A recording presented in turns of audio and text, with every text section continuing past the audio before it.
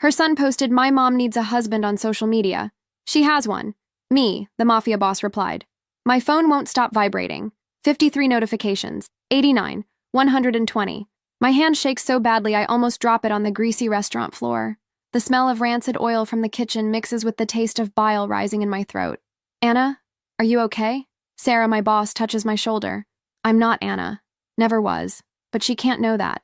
I look at the screen. The post has 2 million views. 2 million. The photo is old. Me at 18, smiling, white dress, long hair loose, before everything, before I ran. And the text, written with the devastating innocence of a 9-year-old child. My mom, Anna, needs a husband. She's beautiful and kind. Can someone love her? But it's not Anna in the post. It's my real name, Emma Clark. The name I buried 9 years ago. The name he knows. I scroll down, sweaty hands, heart hammering against my ribs like it wants to escape my chest. And then I see it. A pinned comment, posted 3 minutes ago. 2 initials that make my world stop. She has one. Me. DR. The floor moves beneath my feet. Or maybe I'm falling. Anna. Sarah catches me. What the hell? I need to go. My voice sounds distant, like it belongs to someone else. Lucas. I need to get Lucas. I rip off my apron, throw it on the counter, run. The cold October air hits me like a slap. I run 3 blocks to Mrs. Chen's house, lungs burning, tears blurring my vision. He found me. After 9 years, he found me. The morning had started like any other. Alarm at 5:30. Cold shower because the heater broke again. Instant coffee that tastes more like dirty water. Lucas was already awake when I entered the kitchen. My boy has always been an early riser. He was hunched over the tablet I got him used last year, the one I bought with 3 months of tips. Good morning, my love. I kissed the top of his head, dark hair identical to mine, to his. No, I don't think about him in the morning. Never in the morning. Mom. Lucas didn't look up from the screen. Why do you look different in old photos? My stomach clenched. What photos? I found some on your phone when I was looking for the game you downloaded. Shit. I had a hidden folder. Password protected. How did he? Lucas, how many times do I need to tell you not to go through my things? I tried to keep my voice calm, but it came out sharp. He finally looked at me. Those eyes, brown so dark they look black. Like his. Sorry. Small voice. Hurt. I just thought it was pretty. You're smiling. You never smile like that now. The guilt hit me like a punch. I knelt beside his chair, held his small hands. I smile. Not for real. He studied my face with that intensity that scares me. Notices too much for 9 years old. Why did you stop smiling for real? Because I ran from the man I loved. Because I carried you inside me and didn't tell him. Because every day I wake up expecting him to show up at the door. Life is complicated, my love. But I'm happy. You make me happy. But, he hesitated. You're not happy. Like, happy with someone else. I have you. That's enough. What if it wasn't? His eyes filled with tears, he blinked fiercely, trying to hide. My strong boy. Too strong. What if I wanted you to have someone? Like, a dad? The world stopped. Lucas? Just for one day. The words came out in a rush. Like at the school presentation. Everyone has dads. I just wanted, just once. I pulled him to my chest, his small body trembling. I know, baby. You told me he died. Before I was born. The lie I told 1,000 times. The lie that protected us both. Yes, but what if... He pulled away, wiping his nose with the back of his hand. What if you met someone new? Someone who could be like... my dad. Oh, Lucas. If you only knew. Maybe someday. I kissed his forehead. But now, it's just us two. And that's okay, right? He nodded. But I saw the sadness. The same one I carry. I went to work, leaving him with Mrs. Chen. Like always. 2 jobs. Waitress by day. Cleaning at night. All to keep a roof over our heads in this forgotten town where nobody knows Emma Clark. Where Dante Rossi would never find me. Or at least that's what I thought. I pound on the door like I'm trying to break it down. Emma? Mrs. Chen opens it. Lucas behind her with wide eyes. What? I push past her, grab Lucas by the hand. We need to go. Now. Mom? He stumbles behind me. What happened? Back home, I lock all the doors, close all the curtains. Lucas is in the living room, scared, confused. Mom, you're scaring me. The post. My voice comes out hoarse. What did you post today? He bites his lip. I just wanted to help. Lucas! I've never yelled at him like this. Never. What? Post? Tears stream down his face. About you needing someone. I just wanted someone to love you. I grabbed the tablet from his hands. Read the post again. The likes, the shares, people promising to find someone for me. And that comment. Those 2 letters, Dr. Dante Rossi. You used my real name. My voice is dead. Emma Clark. You used my real name. I found it in the documents. He's crying openly now. I thought Anna was a nickname. I didn't know. My phone rings. Unknown number. My hand shakes so badly I almost drop it when I answer. Hello? Silence. Controlled breathing. And then, Emma. 9 years. 9 years since I heard that voice. Deep. Controlled. Dangerous. Dante. I whisper. Our son made an interesting post. Our son. The words hit me like bullets. How did you... Found you in 3 hours. Could have been 3 minutes if I knew where to look. A pause. Why did you run? You know why? No, I don't. There's something in his voice. Pain. Anger. But I'm going to find out. In person. My blood freezes. You can't come here. I'm already on the jet. I'll be there in 4 hours. Dante, please. You took 9 years from me, Emma. 9 years with my son. His voice drops to a deadly whisper. I'm not losing one more day. You won't take him. I didn't come to take him. Heavy pause. I can hear my heart in my ears. I came home. The call drops.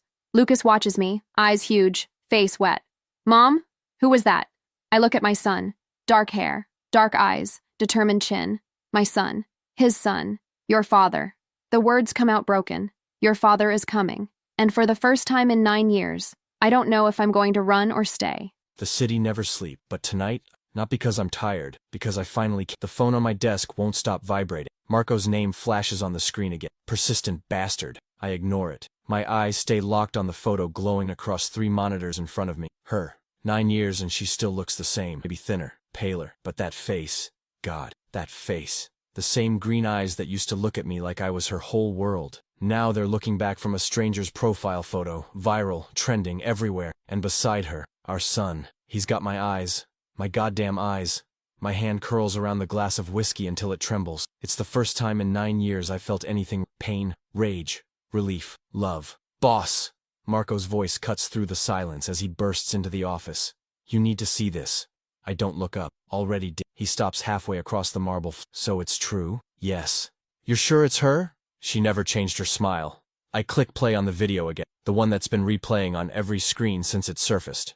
A boy, maybe 9, speaking softly into a camera. My mom needs a husband. Every word slices through me. Marco exhales. Jesus Christ. He looks just like me. The word tastes strange in my mouth, like something I lost the right to say. He shifts awkward. What do you want to do? I drain the whiskey. The burn doesn't hurt enough. Get the jet ready. Dante, now. He hesitates. You sure this is smart? That post is viral. The whole world's looking at her, including the wrong people. Then we get there first. And when you do, I bring them home. He stares at me for a long time. Home, you still call it that? I never stopped. I finally stand. My reflection in the glass wall looks like a ghost. Sharp suit, tired eyes. A man who's built an empire just to fill a hole she left. 9 years chasing shadows, burning men alive for whispers of her name. And now she's 1 click away. Marco says something else, but I don't hear it. I'm already dialing a number I memorized a lifetime ago. The same number I've called 1,000 times. Always straight to voicemail. Until now. The line clicks, and then, her voice, hello? For a moment, I can't breathe. 9 years collapse into a single heartbeat. Emma, I hear the sharp intake of her breath. Silence stretches between us, electric and painful. Dante, she whispers. My name sounds like a prayer and a curse at once. Our son made an interesting post. I can almost hear her heartbeat through the line. She says, how did you... Found you in 3 hours. I cut her off. Could have been 3 minutes if I knew where to look. She's quiet. I close my eyes, remembering the night she left, the smell of her hair, the sound of the door closing, the echo of nothing after. Why did you run? Her voice cracks. You know why? No, I say, lower now. I don't, but I will. I glance at the screens again, the photo, the boy, the world gossiping about something that belongs to me. I can feel her fear through the silence. Good, she remembers what I'm capable, but I'm going to find out, I whisper, in person. Dante, please. You took 9 years from me. I stare at the boy's face on the monitor. 9 years with my son. I'm not losing one more day. You won't take him. I smile, the kind that never reaches my eyes.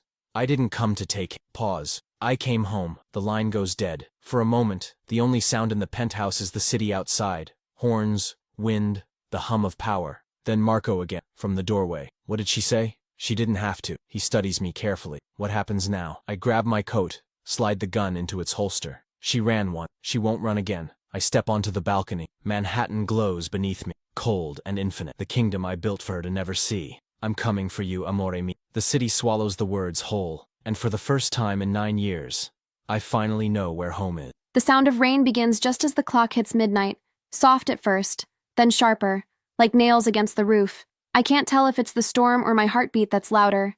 Lucas is asleep beside me, one arm flung across his stuffed bear, his mouth open in the careless peace of children who don't know what monsters look like. I envy him that. My phone lies face down on the nightstand. The silence around it feels dangerous, like a gun that hasn't gone off yet. I keep waiting for it to ring again, for that voice to crawl through the line and fill the room. I used to love his voice, the low gravity of it, the way he said my name as if it already belonged to him. Now it feels like a memory with teeth. Outside, a car passes slowly. Headlights sweep across the curtains. My pulse stumbles. Greenville sleeps, but I can't. I press my palm to my chest as if I could calm the noise inside me. He said 4 hours. It's been 3.5.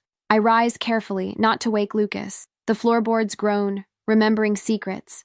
In the bathroom mirror, my reflection looks foreign, hair tangled, eyes wide, the ghost of a woman who once believed she could disappear. You can't run again. The words repeat in my head until they start to sound like his. I splash cold water on my face, but it does nothing to quiet the tremor in my hands. A knock. Soft, twice. My lungs freeze. Another knock. Firmer this time. Emma? It's Sarah. Her voice, muffled through the door. I exhale a breath I didn't know I was holding. You left the restaurant in a panic. Thought I should check on you. I open the door a few inches. She stands under an umbrella, rain dripping from her hair. Her concern is real. Her timing is terrible. I'm fine. I lie. Fine looks terrified. She peeks past me, spots Lucas asleep. You sure you don't need help? You look like you've seen a ghost. I have, I whisper. Her brow furrows. What? Nothing. Go home, Sarah, please. She hesitates, then leaves, her footsteps fading with the rain. I lock the door, double bolt it. My knees feel weak, like the floor might give way. The phone vibrates again. One message, unknown number. Don't bother locking the doors. I don't need keys. My vision tilts. The message blurs, refocuses. The timestamp, 12:47 a.m. He's close. I rush to the window. Through the rain, across the street, a black SUV idles beneath the flickering streetlight. Tinted windows. No movement. Just waiting. For me. I grab the duffel bag from under the bed. Emergency cash, false IDs, the same escape plan I've rehearsed 100 times. My fingers shake so badly I drop the zipper twice. Then I hear it. The low hum of an engine cutting. A car door closing. Footsteps on wet asphalt. Slow. Deliberate. Emma. His voice from somewhere beyond the door. Soft. Calm. Terrifying. Lucas stirs, murmuring in his sleep. I press a trembling finger to my lips, begging the silence to stay intact. Another step, then another. The knock this time isn't gentle. It vibrates through the house, straight into my bones. Open the door, he says. We have a lot to talk about. The air between us tightens, stretching thin. I take one step back, then another, until the edge of the bed touches my knees. He's here. And for one wild, breathless second, I realize I don't know if I'm terrified of him finding me, or of what happens if he doesn't. The night air tastes of rain and gasoline. Greenville smells different from New York. Too clean, too soft. It makes me restless. The street is narrow, the kind of place where secrets rot quietly behind white fences. I stand there, coat heavy with water, watching the blue house where she hides. One dim light burns in the window upstairs, her light. My fingers twitch against my side. I could break the lock in less than a second, but I don't. Not yet. I want her to open the door herself. I want her to remember. Marco waits near the car, arms crossed. She's not going to like this. She doesn't have to. I start walking toward the porch, my shoes sinking into the mud. She just has to listen. He exhales through his nose, the sound half a laugh. 9 years, boss. Don't screw it up in 9 seconds. 9 years. The words hit harder than the rain. I climb the steps, hand hovering over. The wood is old, the paint chipped. A life built on the bones of a lie. My knuckles press once, twice. Silence answers. Then a faint shuffle behind the door, a whisper I can almost taste. Emma, I say, low enough for the syllables to melt into the storm. Nothing. I lean closer, close enough to smell the lavender soap she always used. My voice drops further. You can open the door or I can remove it. Either way, we talk tonight. A click. A chain sliding free. The door opens a fraction. One green eye peers through. Tired. Wild. Beautiful. Go away, Dante. Her voice trembles, but not from fear alone. Can't. I tilt my head, rain dripping from my hair. You invited me. I didn't. Our son did. Her breath catches. The door closes halfway, then stops. I press my palm flat against it. Warm wood. Warmer heartbeat behind it. You shouldn't be here, she whispers. You said that last time I kissed you goodbye. Her silence is answer enough. I push the door open slowly. She doesn't move, just stands there in the soft yellow light of the hallway, wearing a thin sweater that clings to her like a secret. For a long moment, we don't speak. The world narrows to the distance between us. Where is he? Asleep. I nod once. Relief and anger mix in my throat like smoke. He looks like me. Her chin lifts, defiant. He looks like himself. A small, tired smile. Spoken like a mother. And you speak like a man who thinks he owns everything he touches. Not everything. I take a step closer. Just what's mine. Her pulse flutters at her throat. I shouldn't notice. But I do. I've always noticed. You don't get to call us that anymore, she says softly. I study her face.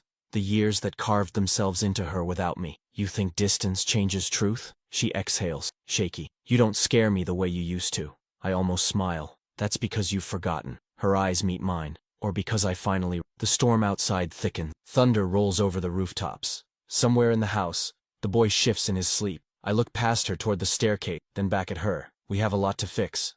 Or destroy, he replies. Sometimes it's the same thing. We stand there, two ghosts, soaked in rain, the past between us like a live wire. I could reach out and touch her. I don't. Not yet. The space is charged. Fragile. She finally steps back. You should leave before he wakes up. I will. My voice lowers, steady and cold. After I see him, her breath stumbles, the smallest sound of defeat. The wind slams the door shut behind me, locking the storm outside. But the real one has only just begun. His presence fills the house long before he steps inside. The air thickens, charged, as if the walls themselves remember him. The scent of rain and expensive cologne mingles with dust and fear.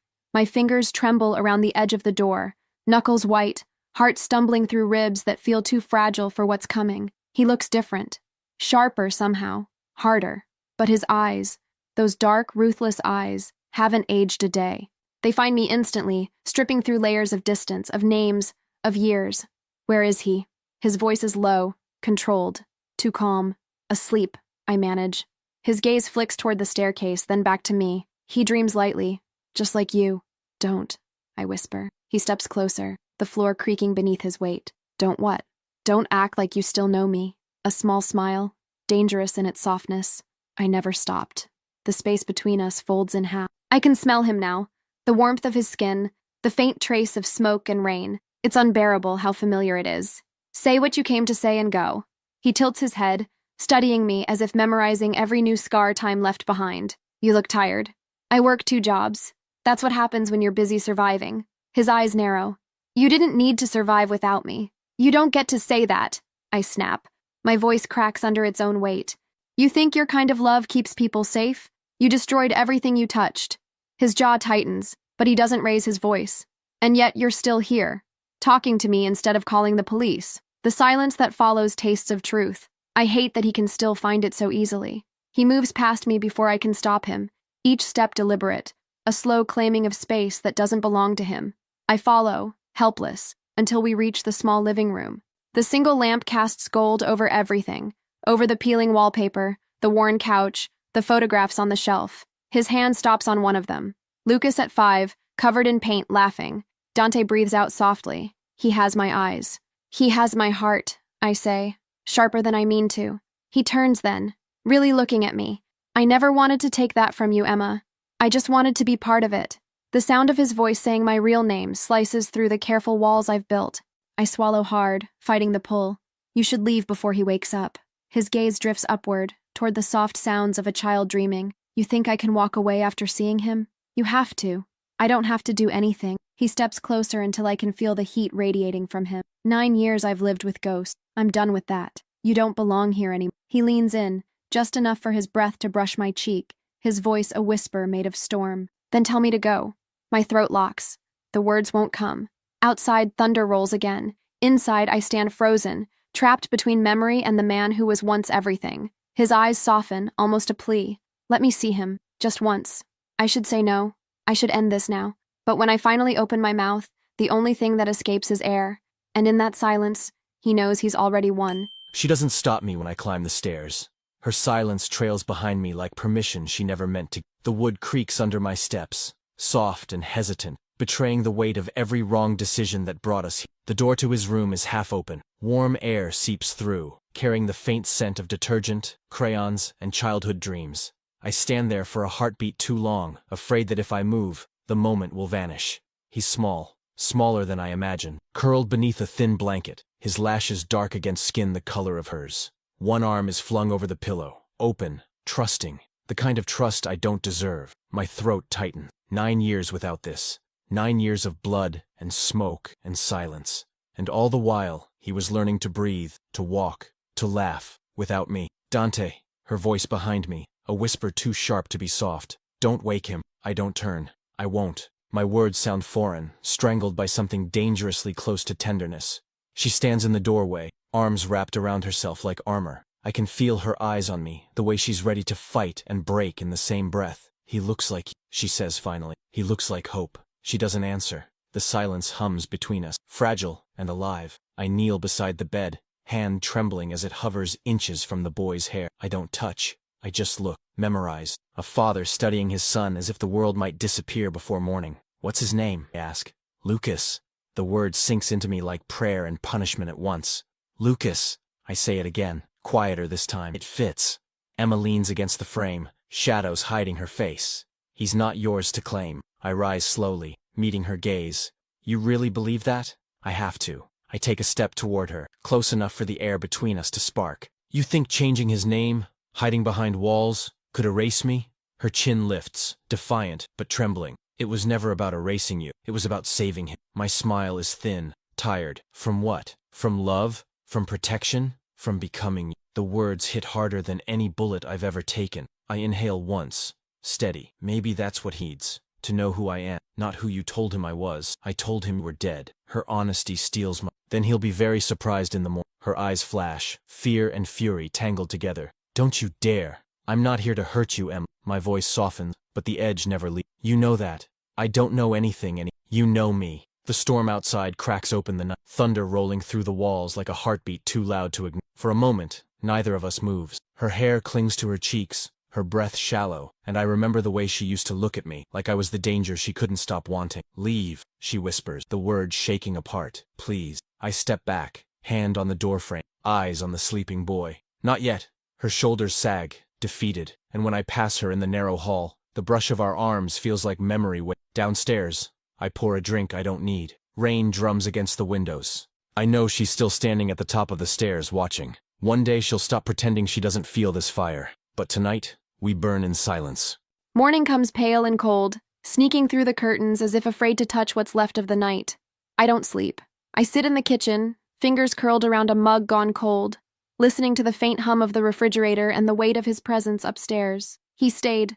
Of course he stayed. Dante Rossi never left anything unfinished, least of all me. Lucas's footsteps come first, quick and uneven, the soft thud of small feet on the stairs. His voice follows, bright, innocent, a sound that doesn't belong in this tension-filled house. Mom, there's a man in the living room. My heart twists. It's okay, baby. Lie. Every word is a lie. That's your father. The word tastes like rust. Lucas stares at me, searching for the truth I've hidden all his life. You said... I know what I said. I kneel, brushing his hair back from his face. But he's here now. Behind him, Dante stands at the edge of the hallway, hands in his pockets, a silhouette of restraint. His eyes meet mine over our son's head, dark, unreadable, alive with something dangerous. Lucas turns toward him. You're my dad? Dante's voice is steady, gentle in a way that doesn't belong to the man I remember. Yes, I'm your dad. Silence stretches, fragile and trembling. Then, with the simple trust of a child, Lucas crosses the room and throws his arms around him. Dante freezes for a heartbeat, then kneels, pulling the boy close. The sight hurts more than any wound could.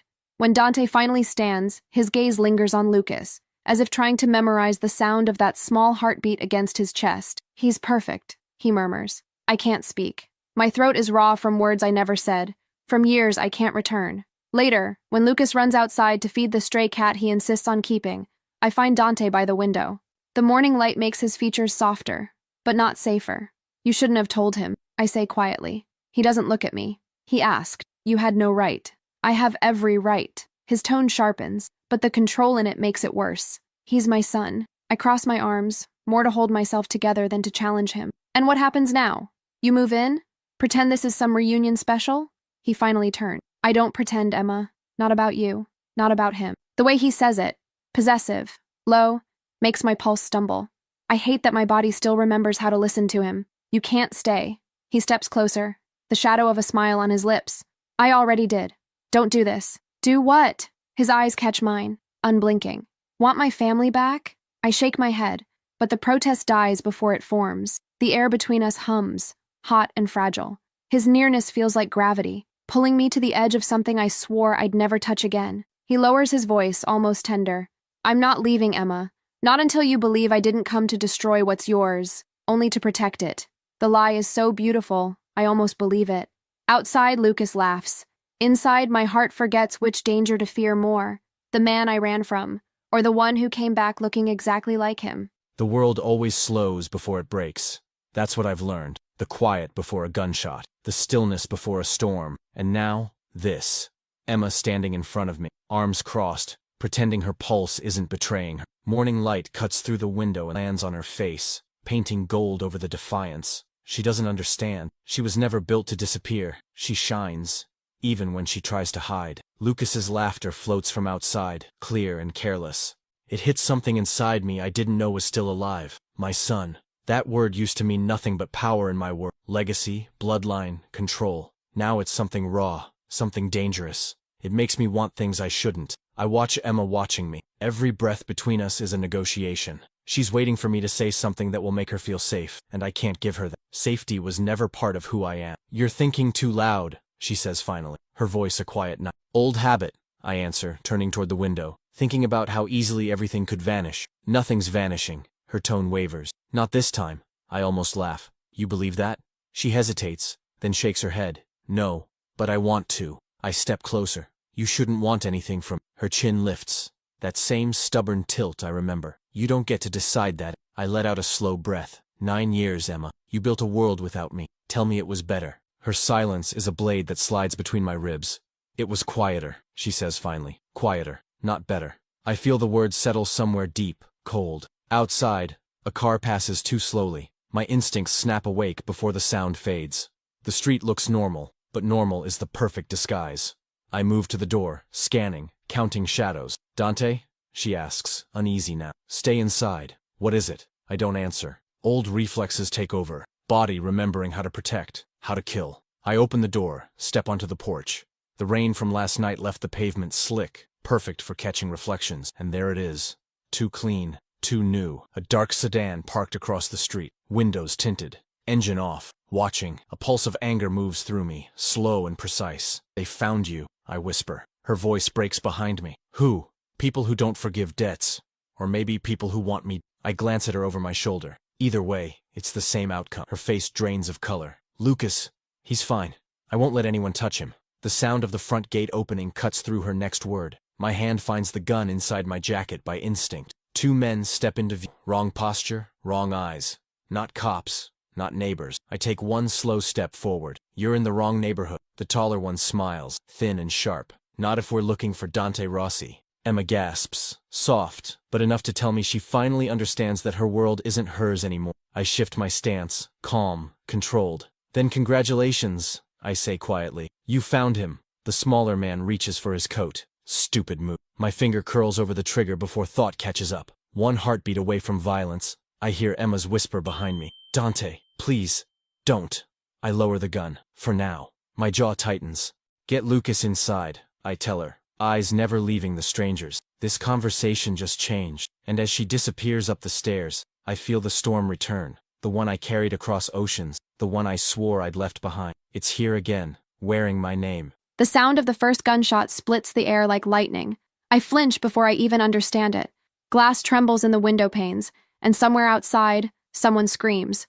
My body moves before thought, running for Lucas. Voice caught somewhere between a prayer and a command. He's at the top of the stairs, small face pale, eyes wide. Mom? Get back inside, I whisper.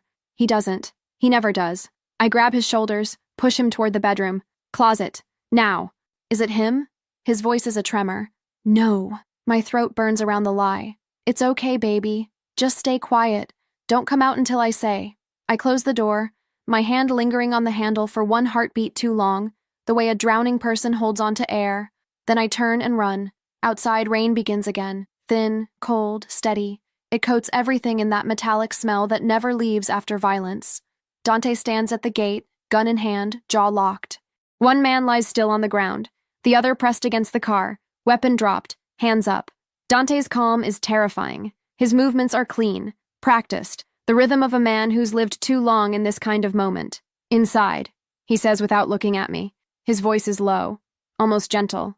Now, what did you do? What I always do. Protected. What's mine? The word slices through me. Mine. As if it's still true. As if it ever stopped being true. The man against the car spits blood and laughs, teeth pink and broken. He's not done. Kozlov knows you're here.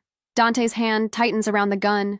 Then he should have come himself. Next time, the man croaks. He will. I watch Dante's eyes go still, the kind of stillness that precedes something irreversible. Don't, I say, stepping closer. He's done. Please. His gaze flicks toward me. It's enough. The barrel lowers a fraction. Get him out of here, he tells someone behind me. Marco, I realize, moving through the rain like a shadow. How long has he been here? How much did he see? When the car finally disappears down the street, Dante wipes the rain from his face with the back of his hand. We can't stay here. I told you this would happen, I breathe. You brought this with you. His eyes meet mine, raw, unguarded. I brought me. That's the same thing. The weight of that truth presses between us. I want to scream. I want to hit him. I want to hold on to him because for all the ruin he brings, he's still the only thing that feels real. We're leaving tonight, he says. Pack what you need. No. He blinks once. No. This is our home. Your home is compromised. He steps closer until I can feel the warmth of him through the rain. You think walls protect you? They only hide you until someone stronger comes knocking. And you're stronger? I'm the reason you're still breathing. The words are soft, almost tender, but they land like thunder. I turn away before he can see what they do to me. My hands shake as I reach for the door. Behind me, his voice drops lower. Emma. I stop. When I said you're mine, he murmurs, I didn't mean it like before. I meant you're under my protection, whether you want it or not. I close my eyes. You never understood the difference. Maybe not. Lightning flashes across the wet street, illuminating his face. Half shadow, half regret. For a heartbeat, I almost believe there's a man in there I can still love. Then thunder follows, and the echo reminds me exactly who he is. The rain hasn't stopped. It falls in sheets, washing blood from the pavement, erasing proof of what happened. I stand under the awning, cigarette half lit, watching the smoke curl upward, disappear. Marco leans against the SUV, arms crossed, eyes sharp.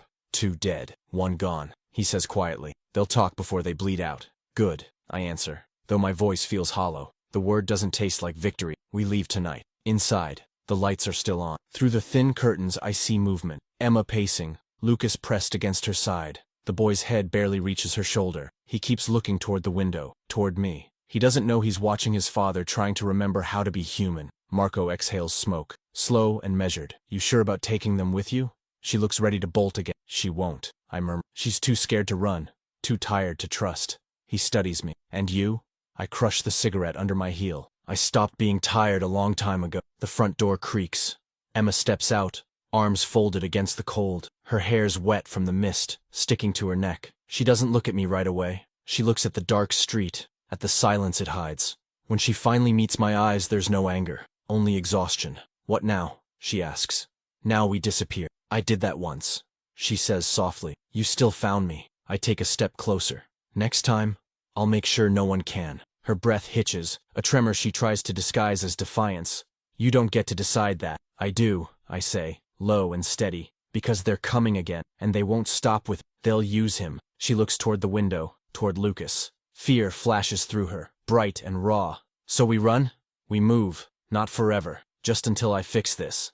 How? I don't answer. She wouldn't want to hear it. Marco clears his throat. I'll make the calls. He disappears into the rain, leaving us alone in the hum of the storm. Emma's voice breaks the silence. You kill so easily. It's never easy. Then why do it? Because someone always has to. Her eyes narrow, searching for the man I used to be. You think that makes you noble? No, I say, almost smiling. It makes me necessary. The thunder rolls again, a deep, endless sound that shakes the ground. She flinches. I reach out before I think better of, fingers brushing her. She tenses but doesn't pull away. The warmth of her skin is enough to undo years of discipline. Don't touch me like that, she whispers. How should I touch you? Not like you still have the right. I step back. The distance feels heavier than any bullet. Get him ready, I say quietly. We leave before dawn. She turns toward the house but pauses in the doorway. If I go with you, Dante, it's only for him, not for us. I know.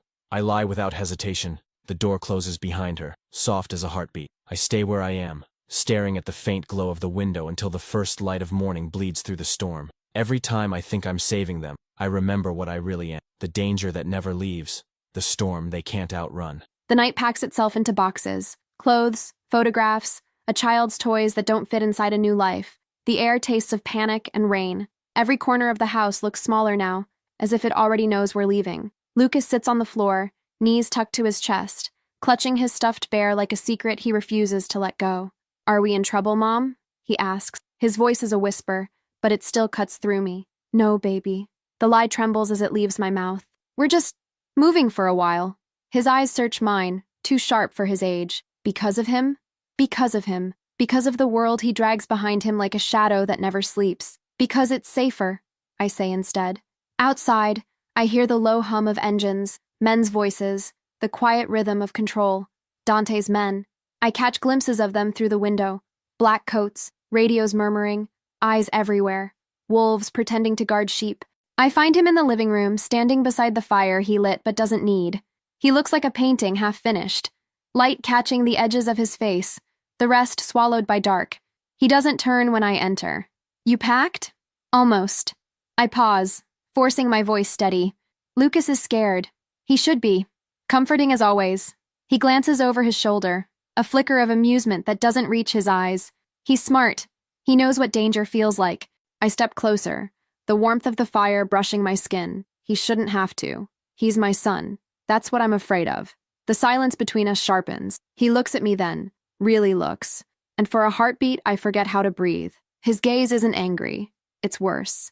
It's regret wearing the mask of resolve. You think I wanted this life? He says quietly. You think I built it for fun? I think you stopped knowing how to live without violence. And you stopped knowing how to live without running. The words sting because they're true. I turn away before he can see it.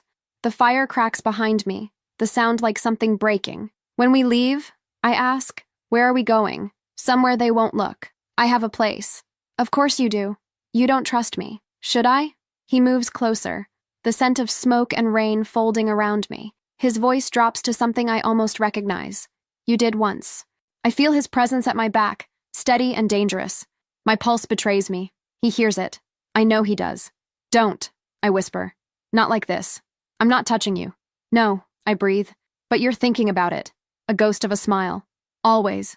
The air hums between us. Heat and history tangled into something neither of us can name. For a second, I almost turn. Almost. But the sound of Lucas's footsteps saves me from myself. He appears in the doorway holding his bear. I'm ready. Dante steps back, mask slipping into place. Good. We leave in 10. I take Lucas's hand, his small fingers wrapping around mine, grounding me. Behind us, Dante's voice cuts through the silence one last time. Don't look back, Emma. I don't answer. But as the door closes behind us, the house exhales, the sound of everything we were, burning quietly to ash. The road is empty, just the whisper of tires cutting through wet asphalt and the low hum of engines behind us. Marco drives, eyes fixed ahead, every sense alert. Beside me, Emma sits silent, her reflection flickering against the glass.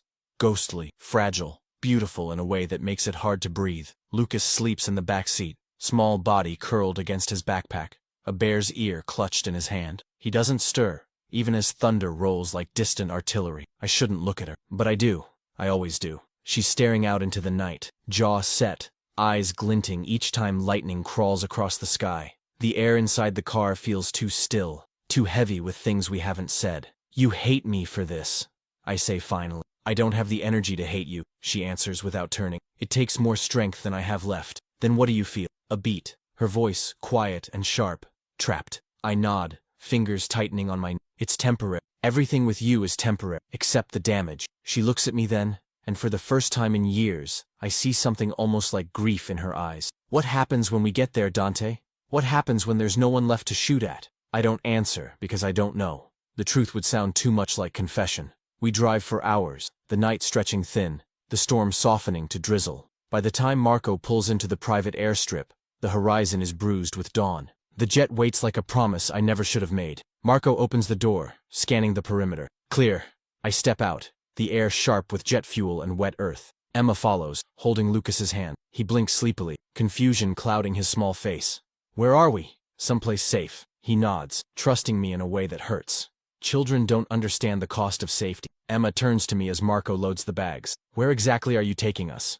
A place I own upstate. Isolated. No one will find you there. Find us or me? She asks.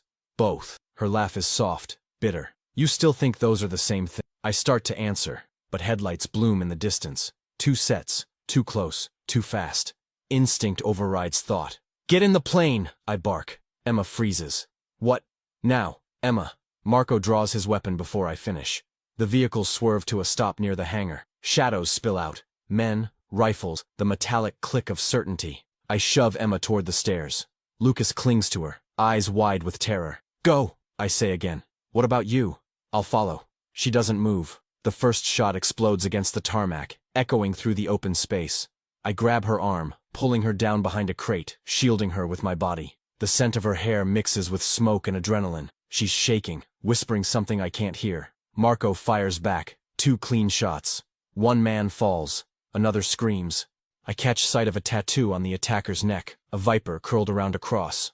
Kozlov's men. Emma looks at me, breath shallow. You promised safety. I lied, I say, and fire 3 rounds into the dark. The silence after is deafening. When it finally breaks, it's her voice that does it. Low, trembling, edged with something fierce. You can't keep saving me, Dante. You'll burn us both. I look at her, rain sliding down her face, streaking her mascara like war paint. Then let it burn, I whisper. The engines start behind us, the plane roaring to life, swallowing our words into the dawn. The roar of the engines drowns everything. The shouting, the gunfire, the sound of my own heartbeat trying to claw its way out of my chest. The world shrinks to flashes of light and motion. Marco dragging the last bag up the steps. Dante firing into the dark, the smell of oil and rain mixing with gunpowder. Lucas clings to me, small hands gripping the fabric of my jacket, his breath quick and uneven. I can't think, can't speak, only move. Dante's voice cuts through the chaos. Go! He's the last thing I see before Marco pushes us inside. The door slams shut, muting the storm into something distant, unreal. I stumble to a seat, pulling Lucas against me. He's crying silently, shoulders shaking, face pressed into my chest. I kiss the top of his head, whispering words that don't make sense anymore. Mommy's here. Mommy's here. Marco's voice comes from the cockpit, low and clipped. We can't wait for him much longer. We're not leaving without him, I say. He said, I don't care what he said. My voice cracks, raw and sharp. The taste of fear is metallic in my mouth. Then, through the small window, I see movement. Dante running, gun in hand, his coat dark with rain and blood. He looks like something forged from fire. Unstoppable. Terrifying. The plane door opens again just as he reaches it. He throws himself inside, breathless, drenched, alive. Go, he orders. Marco doesn't hesitate. The engines scream. The floor vibrates beneath my feet. We lift off. The city disappears under clouds and darkness. Dante drops into the seat across from me, one hand pressed to his side. Blood seeps through his shirt, crimson against white. Oh my God! I unbuckle, reaching for him. You're hurt. It's nothing. His voice is hoarse but steady. It's not nothing. My fingers hover near the wound, afraid to touch. You're bleeding.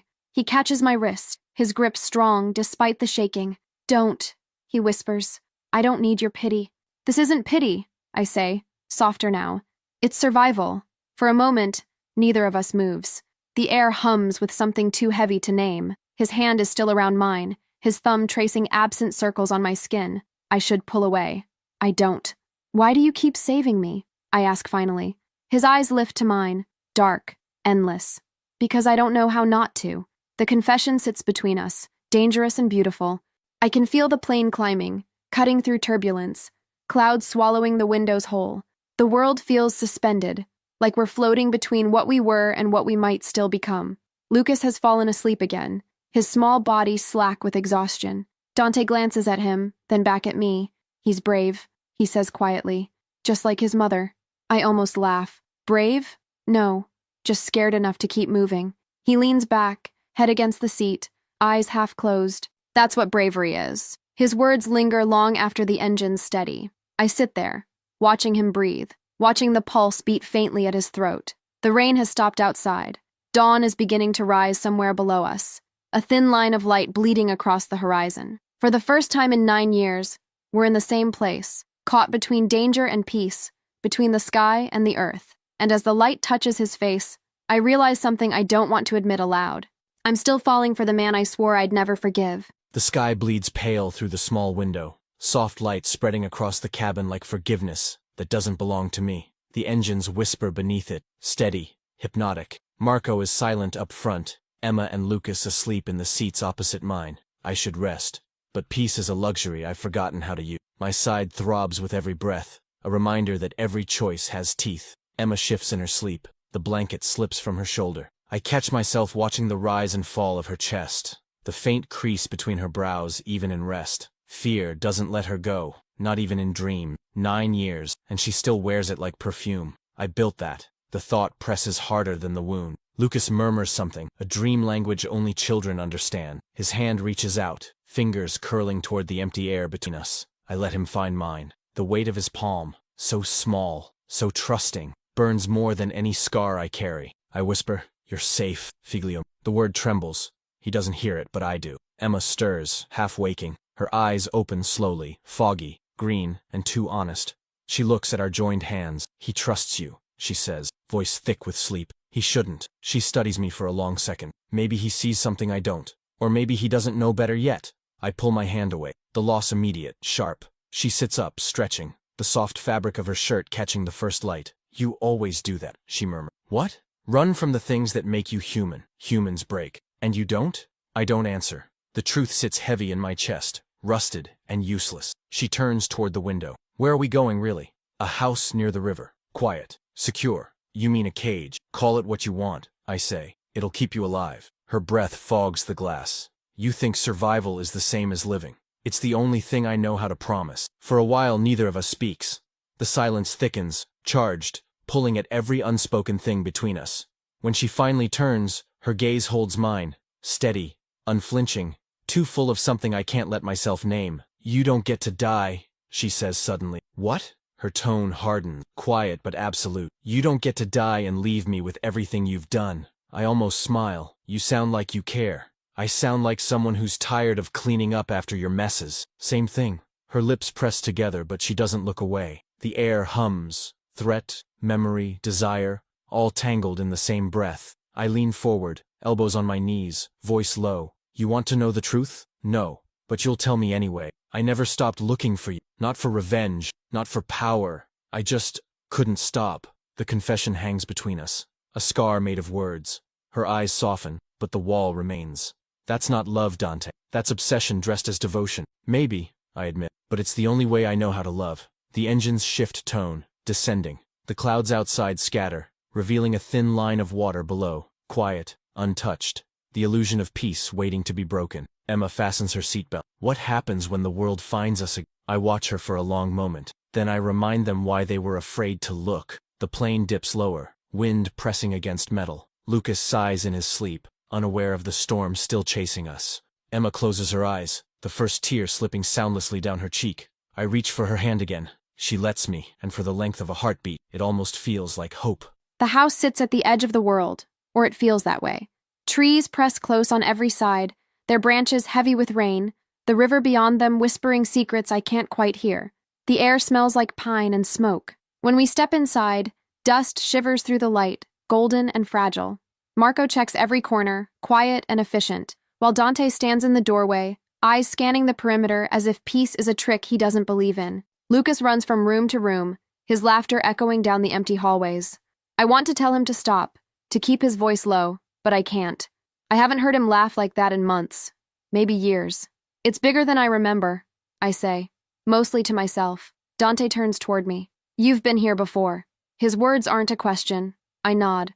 Once. A long time ago. I bought it for us. The way he says it pulls the air right out of my lungs. He's looking at me now. Really looking. And it's impossible to stand still under that kind of gaze. You shouldn't have, I whisper. I did a lot of things I shouldn't have. He steps closer, voice low, the sound brushing the space between us. This one, I don't regret. I move past him, pretending not to notice the way his hand twitches, as if it wants to reach for me. In the kitchen, the silence changes. It softens, the smell of old wood, the quiet hum of the refrigerator he's already stocked. He thinks of everything. Always has. Marco will stay outside tonight, Dante says behind me. Perimeter secure. And you? I don't sleep. That's not the same as safe. His mouth lifts at one corner. Neither are you. I turn to face him. He's closer than he should be, shadows clinging to the edges of his jaw. The flicker of light from the stove dances in his eyes, turning brown into something molten. Stop looking at me like that, I say. Like what? Like you think this is still yours to want. He leans forward, not touching, just enough for his breath to reach the side of my neck. You think I can turn that off? I don't move, but my pulse betrays me. Fast, unsteady, traitorous. You need to. I need you alive. That's not the same thing. He exhales, the sound rough, somewhere between anger and surrender. For a moment, the space between us holds too much history to breathe. Then he steps back, dragging a hand through his hair. You should rest. I'll take the first watch. I nod, pretending calm, but my heart still stumbles. When I pass him in the doorway, he doesn't touch me, though I feel it anyway. The heat, the weight, the gravity. Upstairs, I tuck Lucas into bed. He asks, half asleep, is he staying this time? I smooth his hair and kiss his forehead. For now, I say. When I turn off the lamp, I glance through the window. Dante stands outside in the rain, cigarette glowing faintly in the dark, a sentinel carved from guilt and devotion. The sight of him stirs something inside me I wish I could silence, because I know that whatever storm waits for us next, it's already here, quiet, patient, wearing his face. The house breathes differently. It creaks, settles, whispers, like it's trying to remember what it once held. I stand by the window, cigarette burning low between my fingers, watching the reflection of rain slide down the glass. The forest is quiet, too quiet. I can feel the kind of silence that hides eyes. I've lived too long to mistake peace for safety. Behind me, the floor shifts, her footsteps, bare, careful, hesitant. Emma moves like someone who doesn't want to wake the ghost. I don't turn right away. I wait until her reflection appears next to mine in the glass. The sight is almost cruel in its simplicity. Her hair loose, shoulders bare beneath the fabric of a thin shirt. Her skin catching what little light the moon offers. You should be asleep, I say softly. She crosses her. You said you don't sleep. That doesn't mean you shouldn't. I couldn't. Her voice wavers slightly, though she's trying to hide it. It's the silence. I keep hearing things. I glance at her, the smallest curve of a smile tugging at my mouth. You mean me? She exhales, eyes narrowing. You've always had a way of ruining quiet moments. I ruin a lot of things, but I keep you alive. Her gaze drifts to the window. That's not the same as living. No, I say. It's what comes before. The rain eases, tapering into a mist. She steps closer, the air between us thinning. I can smell the faint sweetness of her shampoo, the warmth of her skin. My pulse betrays me, old instincts waking where they shouldn't. She notices. I know she does. You're bleeding again, she says, eyes falling to my side. A dark stain blooms through the fabric of my shirt. Sit down, Emma. Sit. Her tone leaves no space for argument. She leads me to the worn couch, finds the first aid kit. The movement's brisk but trembling. When she kneels in front of me, the light catches the scar just above her collarbone. A scar I put there, not with violence, but with the wrong kind of love. She cuts the shirt open, careful but efficient. Her fingers brush my skin, and I feel it everywhere. You should have gone to a hospital. I've been in worse shape. That doesn't make this better. I watch her work. The precision of her hands, the concentration etched into her brow. It feels intimate in a way that shouldn't still exist between us. I catch her wrist when she reaches for the bandage. You're shaking. She freezes, eyes lifting to mine. Because you make it impossible to forget. Forget what? That I loved you once. The words come out like an exhale she's held for years. Once. Past tense. It lands like a blade. I let her go. Then why are you still here? Her eyes darken. Because you make it impossible to leave. The silence that follows is heavy enough to break the air. I can hear her breathing, can feel it against my skin. She finishes wrapping the wound, her fingers lingering just long enough to betray her. Then she stands, avoiding my gaze. Get some rest, she says, even if you don't know how. When she turns to leave, I whisper her name, just once. She stops, but doesn't turn. Emma. The sound of her name in my mouth fills the room like confession. Outside, thunder rolls again, distant but approaching. She doesn't look back. Whatever's coming, Dante, it always finds you. And when she's gone, I realize she's wrong. It's not coming for me, it's coming for us. Morning arrives like an unwelcome truth. The light is soft, gray, hesitant, sliding through the curtains as if afraid to touch what's left of. I lie awake long before the sun finds us. Lucas sleeps beside me, his small hand tangled in the sheets. His breathing safe, for now. I want to stay in this fragile stillness. But quiet has teeth. It always breaks first. Downstairs, I hear him moving. Heavy steps, the creak of the floor, the clink of glass, a low murmur. Dante talking to Marco, or maybe to himself. I know that sound, that low rhythm of control. It used to calm me. Now it makes my skin prickle. I slip from bed, careful not to wake Lucas, and pull on a sweater. The air is cold, the kind that settles deep into bone. The house smells faintly of coffee. When I reach the kitchen, he's already there, leaning against the counter, sleeves rolled up, a thin line of bandage visible beneath the fabric. Marco stands by the door, his posture alert, eyes scanning the tree line through the window. Dante turns when he hears me. His expression softens, but it's practice, the same way men soften a blade before using it. You should have slept, he says. I did. I lie easily now. A little. He studies me. You're pale. You're bleeding. A corner of his mouth lifts, but there's no humor in it. Touché. The word hangs between us, foreign and intimate. Marco clears his throat quietly, then nods toward the window. No movement. But we're being watched. My stomach tightens. By who? Doesn't matter, Dante says quickly. Too quickly. We'll handle it. We? I echo. You and the boy stay inside. That's all I need. And if inside isn't safe? He steps closer, his voice lowering. Then I'll make it safe. I hold his gaze, refusing to back down. You can't protect us from everything. His eyes darken. Watch me. The space between us hums, sharp with unspoken things. Marco shifts, as if the tension itself makes him uncomfortable. I'll sweep the perimeter again, he mutters, disappearing through the back door. Dante doesn't move. The silence feels alive. You still think I'm the monster, don't you?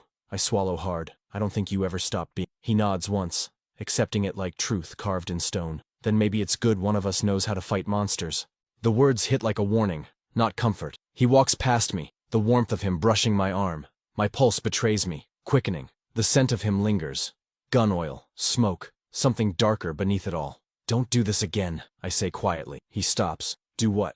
Disappear into violence and call it protection. He turns halfway, eyes catching the weak light. You think I enjoy it?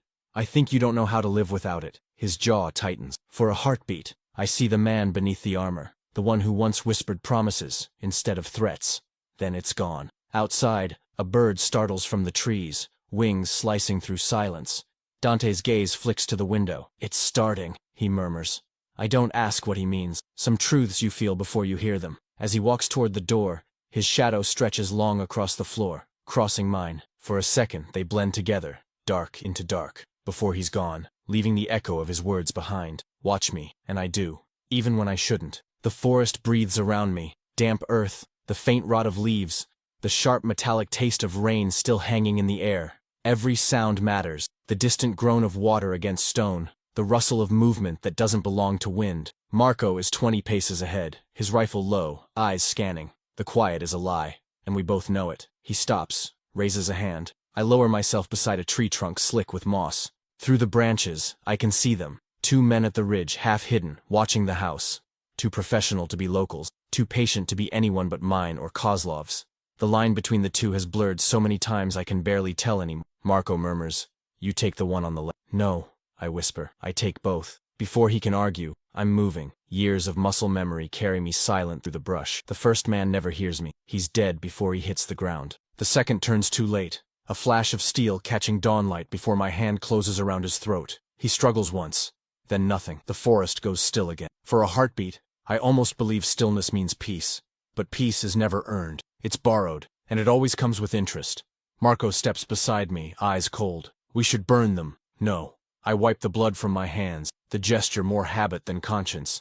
Let the animals take care of it. Nature cleans up faster than fire. He studies me for a moment, then looks toward the house. She saw us leave. You know what she's thinking. She always thinks the same thing, I say quietly. That I won't come back. Will you? I don't answer. There's no point in lying to him or to myself. When we return, the sun has barely lifted over the trees. The windows catch the light like they're watching too.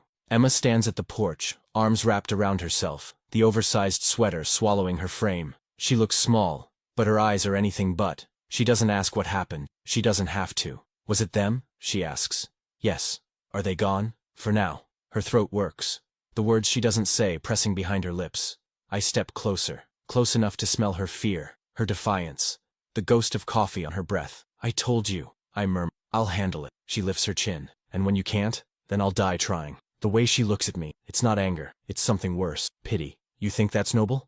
I think it's inevitable. Lucas needs you alive. So do you. The silence between us hums, taut as why. She steps back first. A slow retreat that feels like surrender. You can't keep killing your way out of the past, she says. I can buy enough time for him to have a future. And what about us? The question lands heavy. I don't know if she means the ghosts, or the people standing here pretending not to be them. I reach out, my fingers brushing her wrist. Her pulse is fast, desperate. Us, I whisper, was never safe. It was real. That's the difference. Her eyes close. When she opens them, the softness is gone. Don't mistake survival for love, Dante. I want to tell her they've always been the same thing to me. Instead, I let go. Marco calls from the trees. We've got movement on the east side. Emma stiffens. I grab her hand without thinking, dragging her toward the door. Lucas's voice echoes from inside, small and curious.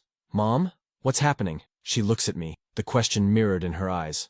Nothing, I say, drawing my gun. Not yet. But the air has changed again. The forest isn't breathing in, it's holding its breath. The sound comes first, a low vibration, like thunder beneath the earth. It's followed by silence so sharp it cuts through the air.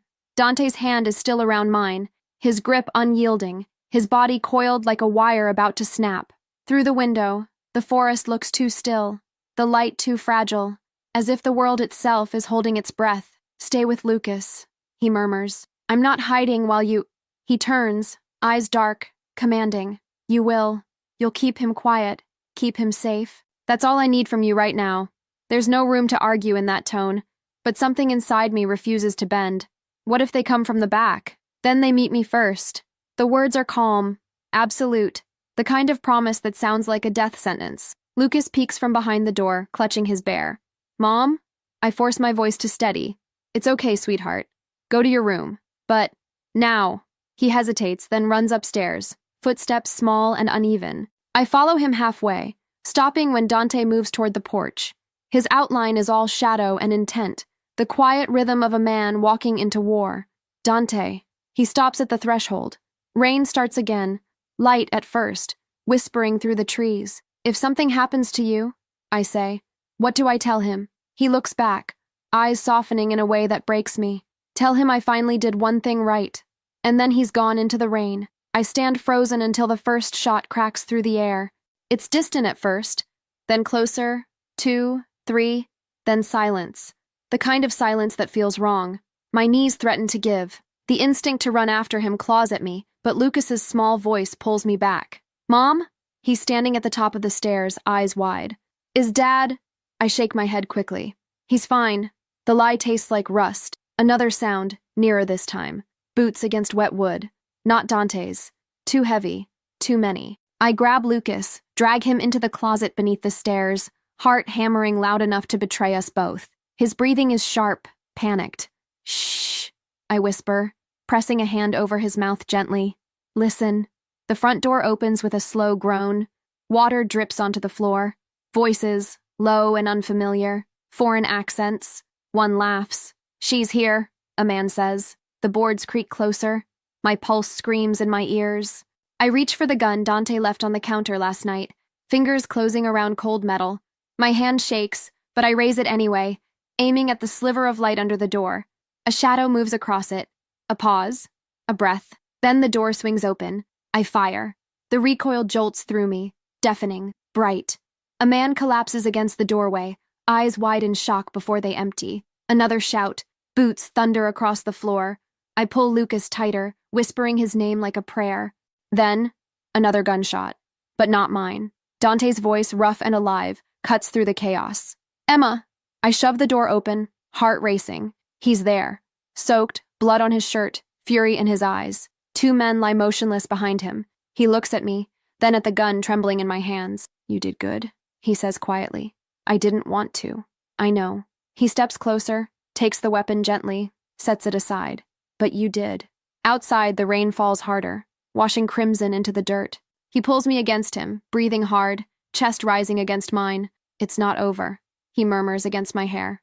I close my eyes, feeling the truth of it like a pulse beneath my skin. It's never over with him. Not the danger, not the love, not the storm we built together. The rain swallows the sound of the last heartbeat that doesn't belong in this house. For a long moment, I stand still, letting the storm wash the blood from my hand. The forest beyond the porch is black, endless, breathing heavy. There's no telling how many more are out there, how many will come for what's mine. I close the door behind me and lock it, though locks mean nothing to men like the ones I used to be. Emma stands in the middle of the room, her hair clinging to her face, her pulse still visible at the base of her throat. The gun lies between us, smoke still curling from the barrel. Lucas clings to her leg, silent, wide-eyed, too old in a way that breaks me. It's over, though we both know it's a lie. Her eyes search mine. For tonight? I nod. For tonight. She kneels to Luke, voice soft but unsteady. Go upstairs, babe. Stay in your room until I— He doesn't move. His hand won't leave her. She strokes his cheek, kisses his hair. Please.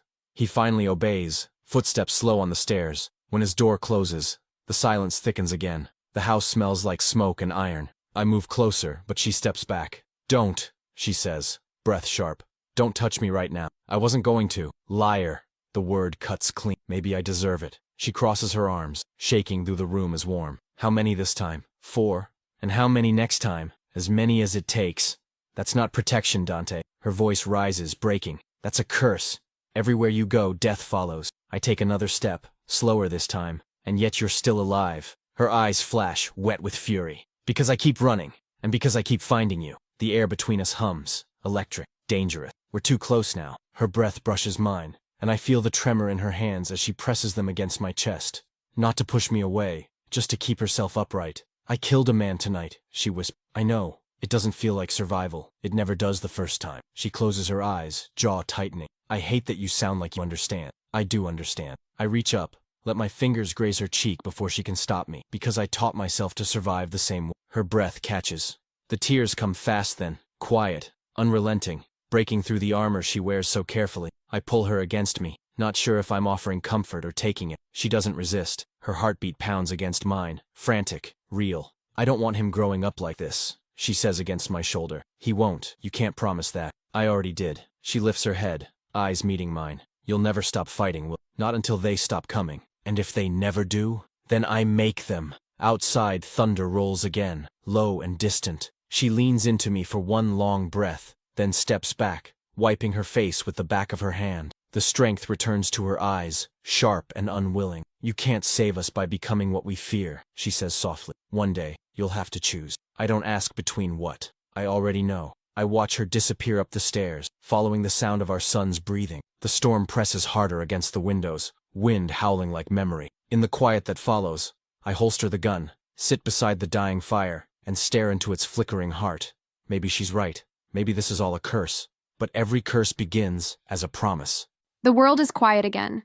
Not the kind of quiet that threatens, but the kind that settles after a storm, when everything broken still hums with the memory of survival. Morning light stretches across the floorboards, touching what's left of us with gentleness I didn't think existed anymore. Lucas sleeps on the couch, one arm flung over his face, the other wrapped around that same worn bear. His chest rises steady. He's whole. That's all that matters. The house smells of ash and rain. Dante hasn't come in yet. I can hear him outside. The faint scrape of a shovel against wet earth, the rhythm of someone burying ghosts before they learn to breathe again. Every sound feels final. Every heartbeat feels borrowed. I stand by the window, watching him through the glass. He's shirtless, skin slick with rain, blood long washed away. The muscles in his back move with precision, deliberate, steady. I used to find that strength intoxicating. Now, I understand it's what keeps him from collapsing. He works like a man who knows redemption is earned one grave at a time. When he's done, he doesn't look at the ground he's covered. He looks at the trees, the horizon, the world that never gave him a way out. Then he looks up, straight at me. The air leaves my lungs. Even through the distance, his gaze finds me as if it never learned how not to. He comes inside a few minutes later, rain dripping from his hair, cold air following him. I hand him a towel. He doesn't take it. He takes my hand instead. It's over, he says. His voice is quieter now, like something inside him finally cracked. Is it? For now. He manages a small smile. You were right. It never ends. But it slows down sometimes, just enough to breathe. I study him, the man who's both my ruin and my shelter, the man who carries every sin and still finds a way to love me through them. You can stop running, Dante. His thumb brushes my knuckles, tender, unsure. You mean we can? I should pull away. I don't. The warmth of his skin seeps into mine, familiar and dangerous. Lucas can't live like this, I whisper. We can't keep living like this. He nods, the motion small, heavy. I know. Then what do we do? He looks toward our son, asleep, unscarred by the world for one more morning. We start over, he says. No names, no shadows, just us. The words hang between us, fragile and impossible. But for once, they don't sound like a lie. Outside, the rain softens to a drizzle. The forest exhales. Dante steps closer, his forehead resting against mine. I can feel the exhaustion in his body, the ache beneath the strength. Do you still hate me? He asks. I close my eyes, letting the truth find its own way out. No, I wish I did. His breath catches. He kisses me, slow and careful, as if the world might end if he moves too fast. Maybe it already did. When we pull apart, the house is quiet again. Lucas stirs, murmuring something in his sleep.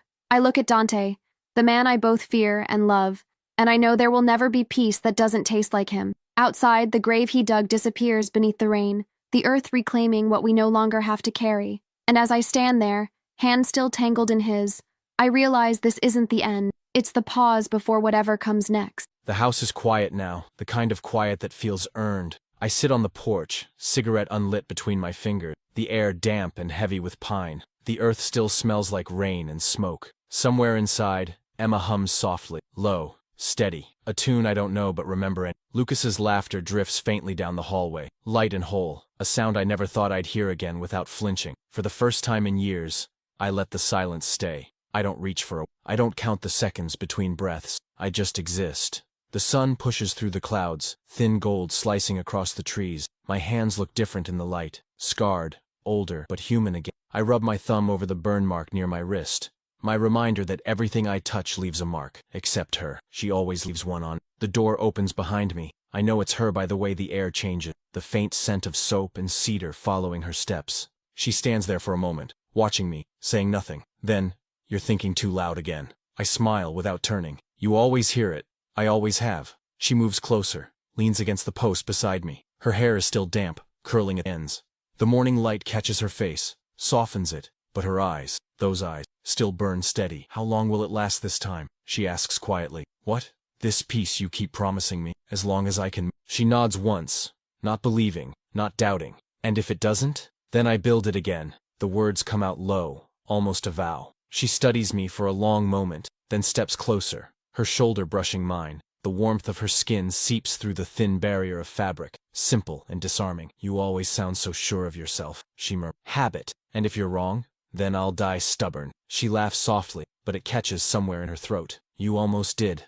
I told you before. I don't die easy." She looks out toward the forest, the trees shifting under the wind. "You can't keep outrunning the world forever, Dante." "I'm not outrunning it anymore." I glance at her. "I'm just walking beside it now." She doesn't answer, but her hand finds mine on the armrest. Fingers slow, deliberate. Her skin is warm, her grip light, but the weight of it anchors me. We sit there as the day unfolds, birds breaking the silence, the river whispering somewhere beyond the trees. Lucas bursts onto the porch, hair wild, face bright. "Mom, Dad, come see. There's a deer by the fence." Emma stands, smiling. I watch her walk toward our son, sunlight catching the back of her neck, and for a moment, I forget every reason I ever built an empire out of fear. She turns back, eyes meeting mine. "Are you coming?" I crush the cigarette between my fingers, letting the ashes fall into the dirt. "Yeah," I say, voice rough with something almost holy. "I'm coming." As I follow them into the light, I know this isn't redemption. It's not forgiveness. It's something quieter, smaller, real. The ghosts will come again. They always do. But this time, when they knock, they'll find me, not running, not hiding, home. "Thank you for making it to the end." If these words reached you, it wasn't by accident. Your presence here means more than I'll ever be able to write. Every like, every comment, yes, even a quiet "I'm here," tells the story that this mattered, that it stirred something, and when you share it, you carry it further than I ever could alone. If these stories touch you, let the world know. Subscribe, leave a mark, whisper this link to someone who needs it, post it in a message to someone you. Maybe, just maybe, we can flood this noisy world with echoes of something softer, something human. Your gesture, however small, becomes a part of what we're building. Thank you for walking through the storm with me. And remember, this door will always be open.